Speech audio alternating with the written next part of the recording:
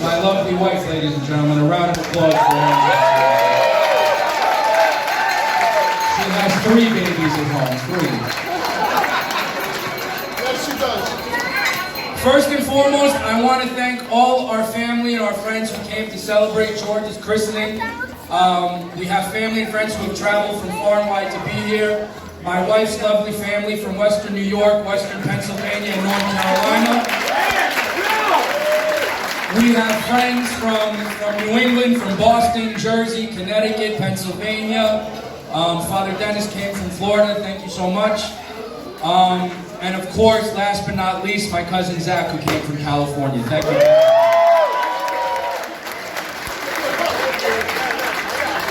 I'd like to thank Father Dennis and Father John for their prayers, for a beautiful ceremony earlier, and for all that they've done for our family and our community at Archangel Michael through the years. Thank you both so much. God bless you. I'd like to thank Costa and Nick and Nadine and George and everybody at the North Ritz Club for another beautiful night. Thank you guys for taking care of us. From the bottom of my heart and on behalf of my wife and our children, I want to thank Yanni and Maria Molos for being George's godparents.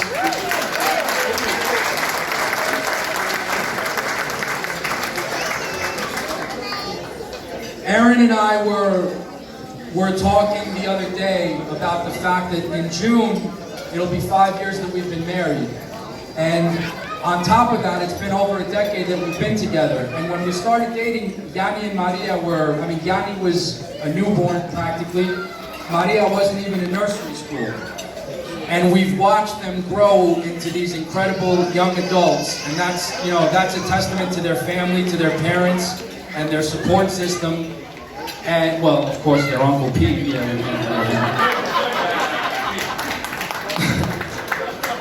But, we love you guys so much, and now, as your Kubati and as George's parents, our only hope and prayer is that everything that you've done that's been instilled in you by your family and by your parents, that's turned you into these incredible young adults, you take with you these values and these life lessons and these characteristics, and you continue to use them as you grow into adults, and you also pass them down onto your godson George. And I think in that way, this very intimate relationship of godparent and godchild will be truly fulfilled, and we have no doubt that it will. We love you guys so much. And one last thing I'll say about that, something that your mother had actually mentioned to me when we came over your house for Thanksgiving.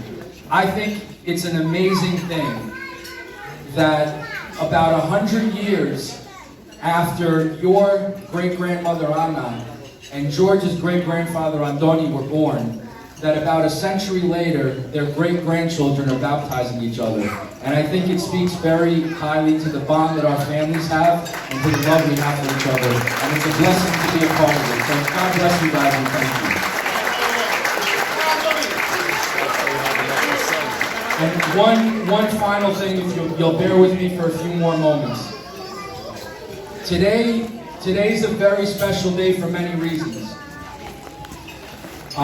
For me personally, the older that I get, there are things in my life that I appreciate and that I value much more than I did when I was younger. I think that speaks for all of us. It's human nature. At the top of that list for me are the people that are close to me in my life and the time that I have with those people.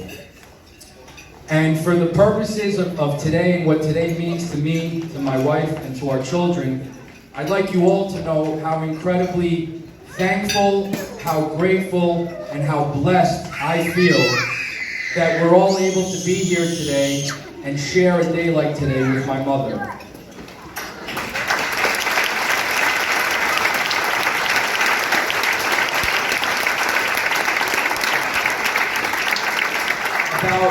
About 18 years ago, around this time, as we were approaching the summer of 2002, neither myself or my brother or my sister, for that matter probably none of you in this room outside of my father and my mother and my mother's doctors, nobody knew how close we came to losing my mother. She was in an everyday battle with a very rare and deadly disease that was doing severe damage to her body, and specifically to her liver. And as we approached the summer of 2002, her doctors told her that she was in desperate need of a transplant. And, she was on a waiting list, and it was a long waiting list, and there was no telling when her time would be up. And as we approached that summer, her doctors basically told her that unless something drastic were to happen, there was no guarantee that she would be around to see 2003. On a night kind of like tonight, it was a late February night in 2002, I was home at my parents' house and my phone rang, and it was my Uncle George. And I answered it, and my Uncle George said something to me that he's told me a few thousand times in my life. He said, "Andoni, do you want to go out and grab some dinner?" So I said yes, of course. And I'll never forget it. We went out for Italian food in Roslyn Harbor, and we get to the restaurant and we sit down and we order our food and we get to talking, and it's a normal night out with my uncle. For that time of the year, we talk Yankees and Mets and college basketball, and we're sharing stories of my Abu Zakaria and my Yaya Marika, who were still with us at the time and driving my uncle nuts. And in the middle of everything, in a very matter-of-fact, casual, direct, nonchalant Uncle George way, he looked at me and he told me that he was planning on volunteering to donate part of his liver to give to my mother.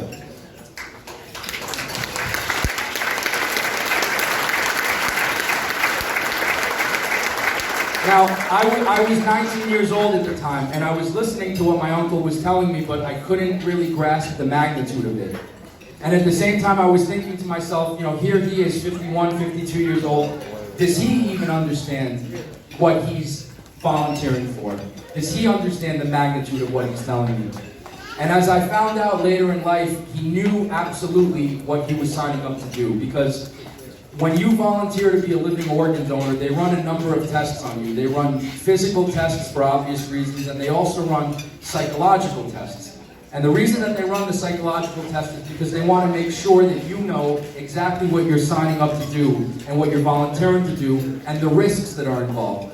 Risks which included them telling my uncle that, God forbid something goes wrong, he could die on the operating table. They told him that.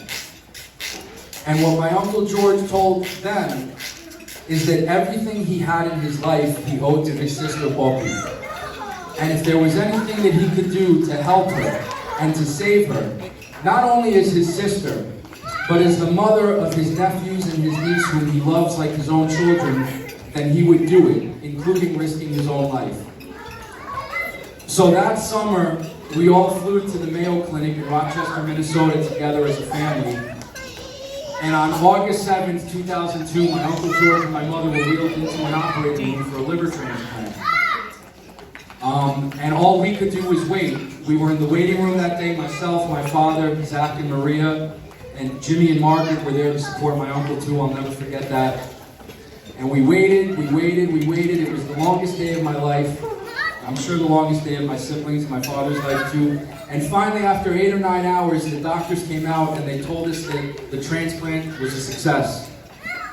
And it was a little while before we could see my uncle. It was a longer while before we could see my mother. But, they both had a serious rehab ahead of them, a serious road to recovery. But the bottom line is, here we are today, 18 years later, and my son George's christening. And my mother went from someone who wasn't sure she'd be around to see 2003 to someone who has lived an incredibly fulfilling life the last 18 years.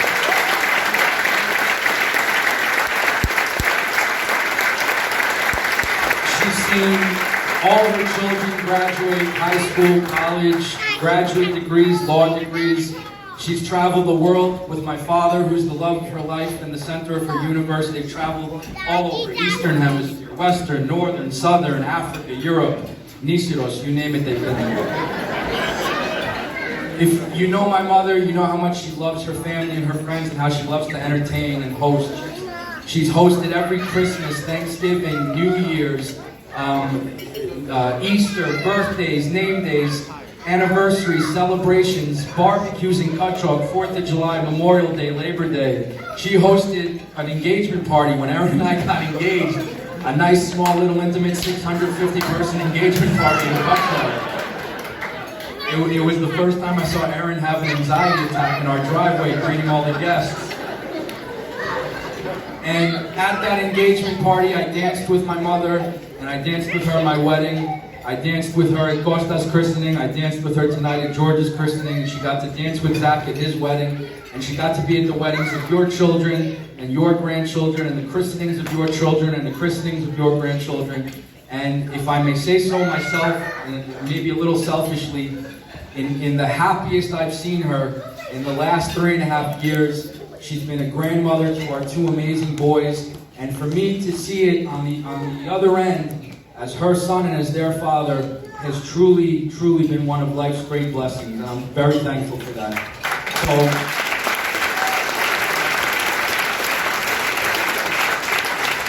So again, I like to thank you all for being here again. I'd like to thank Yanni and Maria for being George's godparents. I'd like to thank my mother for being an incredible mother, an amazing yaya to our boys, and the ultimate example of what it is to appreciate the important things in life, which are the people we have and the time we spend with them and our health. I'd like to thank my beautiful wife, Erin, who's an amazing wife, an incredible mother to our boys, and let's be honest, pretty open-minded and diplomatic when it came time to name those boys.